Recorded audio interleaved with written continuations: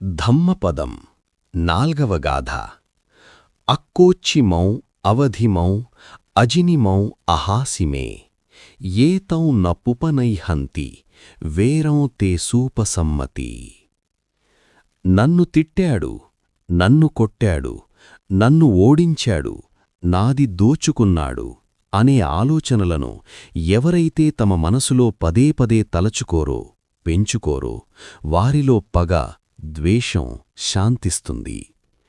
ఈ గాథలో గౌతమ బుద్ధుడు మనసులో ముడివేసుకోవడం అనే మానసిక స్థితి గురించి హెచ్చరిస్తున్నాడు. ఒక వ్యక్తి మనల్ని తిట్టొచ్చు లేదా మోసం చెయ్యొచ్చు. ఆ సంఘటన భౌతికంగా జరిగి ఎప్పుడూ గడిచిపోయుంటుంది. కాని మనమా సంఘటనను మనసులో పదే పదే తలుచుకుంటూ ఉంటాం. వాడు నన్ను అలా అన్నాడు, నాకు ఇంత అన్యాయం చేశాడు అని ఆలోచించిన ప్రతిసారీ ఆ సంఘటన మన మనసులో కొత్తగా జరుగుతున్నట్లే లెక్క. ఆ వ్యక్తి మనల్ని ఒక్కసారే కొట్టి ఉండొచ్చు, కాని మన ఆలోచనల ద్వారా మనల్ని మనమే 100 సార్లు కొట్టుకుంటున్నాం.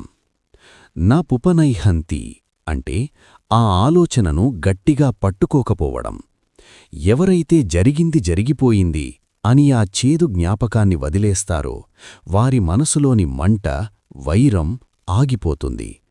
అగ్నిలో ఆజ్యం, నెయ్యి పోయడం ఆపేస్తే మంట ఎలా చల్లబడుతుందో, పగ అనే ఆలోచనను ఆపేస్తే ద్వేషం అలా చల్లబడుతుంది.